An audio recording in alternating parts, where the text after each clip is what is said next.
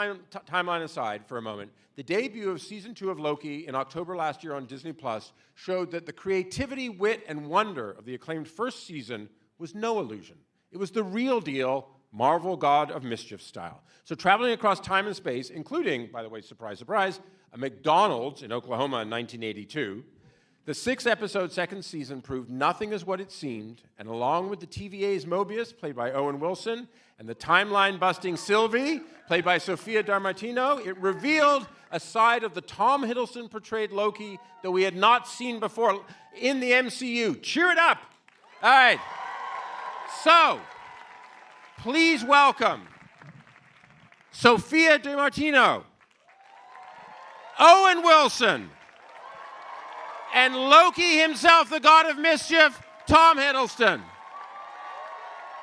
We're here, Owen. Owen! All right. Good afternoon, everybody. Yes. So we are here with glorious purpose. We are also going to, obviously we could make this a fashion panel because, I mean, come on, this is a pretty great dressed panel here. But before we do that, we're going to take a look at a clip from season 2 of Loki. Loki, how much do you know? Let's assume I don't know much, but I'm a fast learner, and I'm a god. Well, let's start at the beginning. Here we go.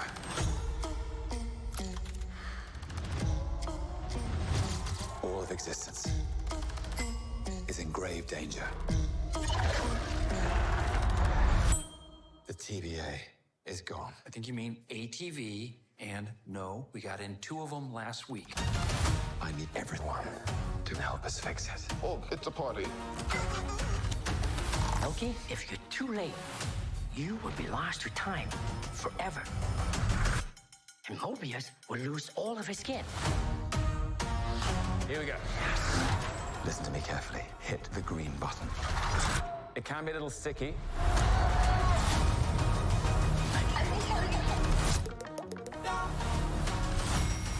That other thing can. So it's now? There's something you have to see.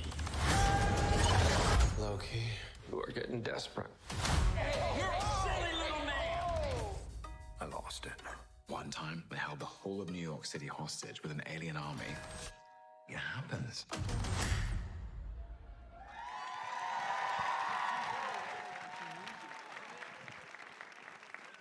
So we're all going to go get neck massages after that. I was thinking about something the other day, Tom. So, correct me if I'm wrong, but you have played Loki now for 12 years. 15, actually. 50, sorry, add an extra 3, yes. and 12 episodes of television. How many movies? 6. And you've died how many times? Officially, well, officially 2. Officially 2, but they weren't, well, they felt like real endings, but it turns out they weren't. Yes. Dark World, Thor: The Dark World, when Loki joins the fray to save Thor, and then we reworked it, and he was sitting on the throne at the end. And then Avengers: Infinity War was the second one. Yes. Yeah. Maybe not the last one. Well, only on that timeline. Yeah. What's been so thrilling is that I think the reason I've absolutely loved playing Loki, and it has been 15 years. It's been the most magnificent and emotional roller coaster full of twists and turns. And he has so much range and so much complexity, and it never feels like the same thing. But I know that the reason I'm standing here or sitting here in front of you today is that the audience has such curiosity and passion for and connection to him, and I owe that to them. And they reciprocate. Sophia, Sylvie has become a huge fan favorite. And your portrayal, and I made a joke at the beginning, but I have to say, really, that McDonald's in Oklahoma was something. That was really something.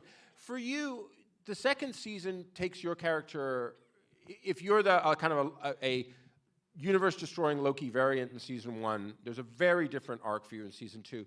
Give us a sense, what was that like for you when you guys came back, and how did Sylvie change for you? Well, Sylvie's in a completely different space in series 2. series 1, she's super angry. She just wants revenge. She wants to kill the man at the end of time. And in the second series, she has to deal with her choice. I think she's trying to find some stillness and some peace within herself and trying to assimilate into like a normal human life, which is difficult because she's an outcast. She's a weirdo. She's not normal. And she has a go, but she doesn't quite manage it. It all gets, ripped away from her. And in the end, it's quite a tragedy for Sylvie, I think. When that new life is put under threat, and she has to fight for it again. And yeah. I have a quick question for you guys. How many of you have seen season 2? Awesome. We can do spoilers. Okay. So the universe gets saved, kind of, what have you. Oh, and Mobius is. We see what? Really? It's on Disney Plus. Okay, no spoilers. So you like some athletic wear and like doing things athletic. When we meet Mobius in season 1, the chemistry between the two of you was amazing, as the chemistry was with you as Sophia. And when you leave at the end of season 1, it really I felt like, how are they going to make this go more? And you guys did. You really did with the way the timeline and the TVA, the fouls of it, missed minutes, all new characters, whatever. What was it like for you coming back? Because they so enlarged the range of the character this time around. Well, I was excited to come back, and I didn't think of it so much that they had kind of widened the range. I still sort of,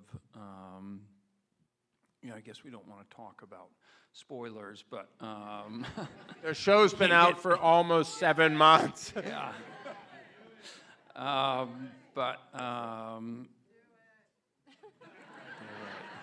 Oh, and the people have spoken. You just tell them.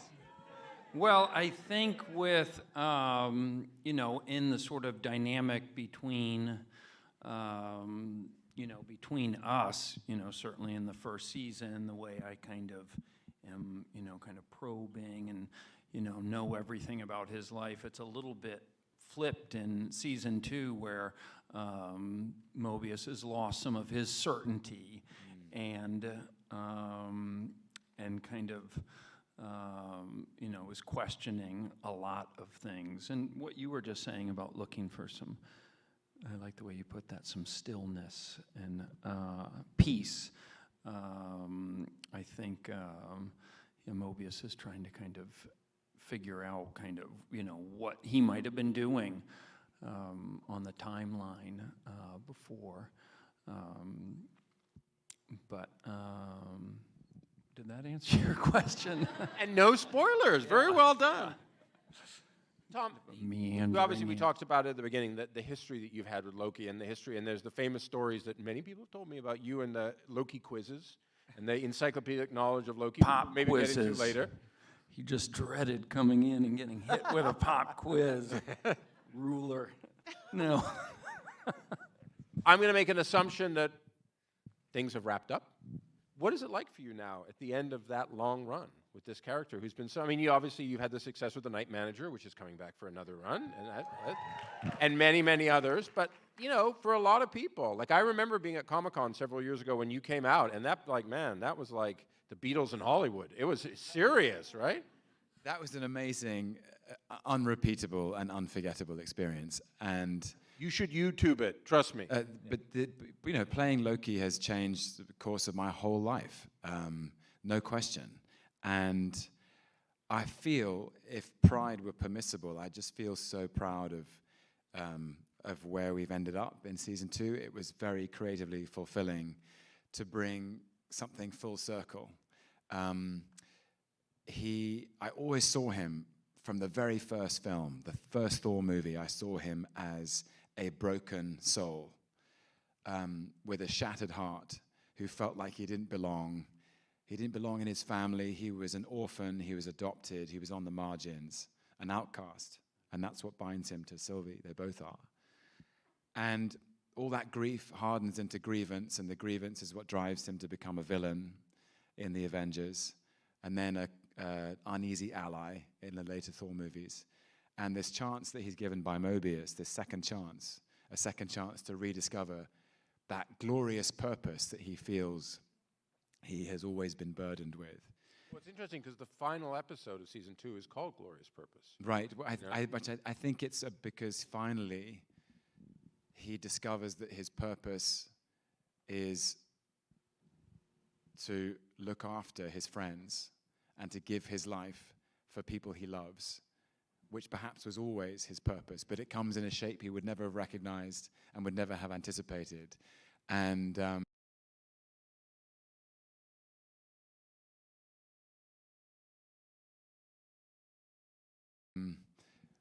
I think it gave a kind of catharsis. Really have wanted. Exactly. Yeah. Yeah. He wasn't ready for that. He wasn't ready for it. It's No spoilers, but there's a big family component to the end of this one. But I suppose to go from that high status position to this humility, and to discover that humility through a process of awakening and growth and love and friendship, that feels very redeeming and honorific of Loki as a character. Sophia, one of the things about Loki when the first season came, and certainly in season 2, is the look of Loki is so amazing and distinctive. And you know, when we watch you guys in those environments, I wondered, how does that foster or illuminate you as a performer to be in those environments that just create this? I mean, just that we saw some clips from the final episode up here and stuff like that. I mean, they're visually stunning. Yeah, and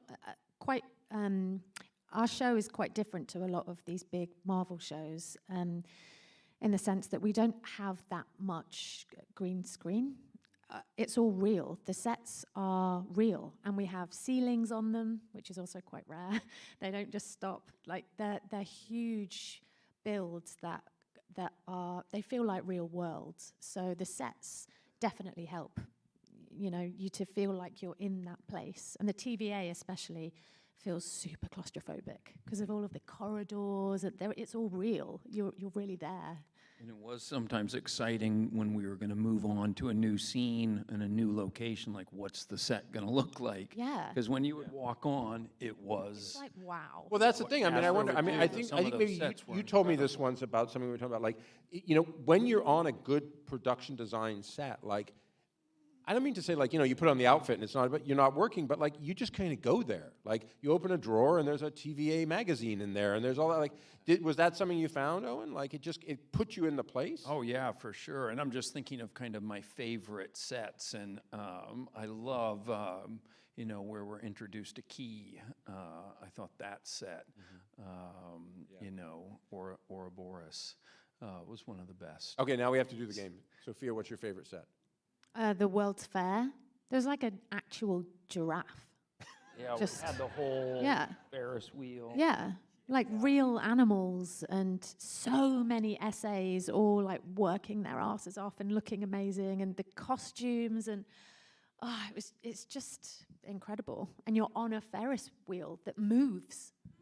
Yeah. How? But was your second one the one where we meet Key, maybe? Like third or fourth.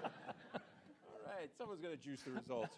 Okay, what's yours? What was your favorite? Mine was the core control room where we must have spent a month. Oh, That one we got our fill of We that got our room, fill so of that. it's hard to dial it back to the Yeah. first time where Yeah. it was amazing. It was amazing. I mean, it was.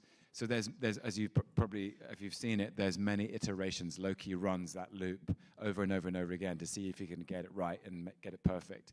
And Kasra Farahani, our production designer and the director of episode 3 of season 2, just immaculate work. This was almost on 3 stories, and it was like almost the captain's cabin of a ocean liner, but it was also an observation chamber. And there were real staircases down below for getting into the radiation suit, and then I don't know, maybe from here to the end of the theater, a length of a gangway where you're looking up at this extraordinary generator that runs the order of reality. Does that make it for you? Sophia mentioned it about there not being as many green screens as you usually see in sort of Marvel and DC type superhero stuff. Does that for you?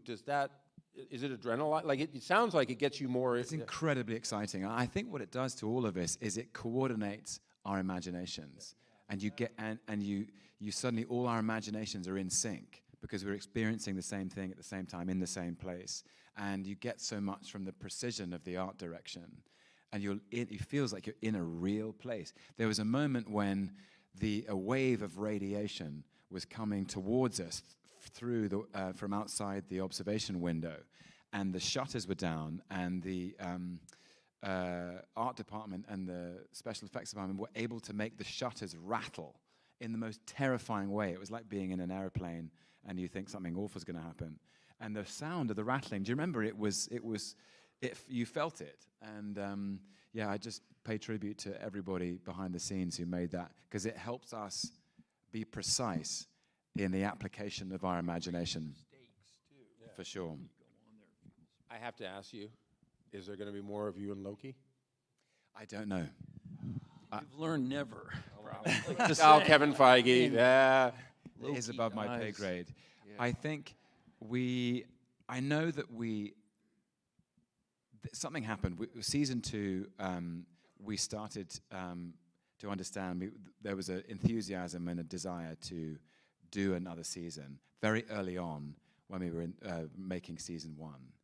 And what was very satisfying was to then develop the story as a narrative in 2 volumes. That we're going to have 12 episodes to tell this story. And in the first episode of the first season, we were going to break Loki down, break his psyche open, create existential crisis and anxiety and doubt, give him a huge problem, and then take 12 episodes to find resolution. And across that time, he would meet Sylvie and have this relationship with Mobius where they, after sort of being analyzed, they sort of become an unlikely friendship. And that all of these characters would go on a journey together because the stakes would get so high. So I feel like it's been 2 volumes, and anything beyond that, I can't, wish I could tell you, but I have no idea. We all can hope and pray. Ladies and gentlemen, the cast of Loki. Thank you so much. And now my friend Pete Hammond will be returning.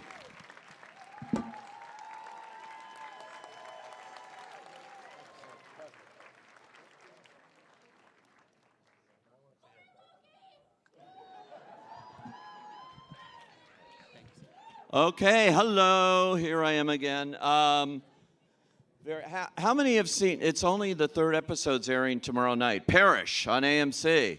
Well, you're in for a treat here. Let me introduce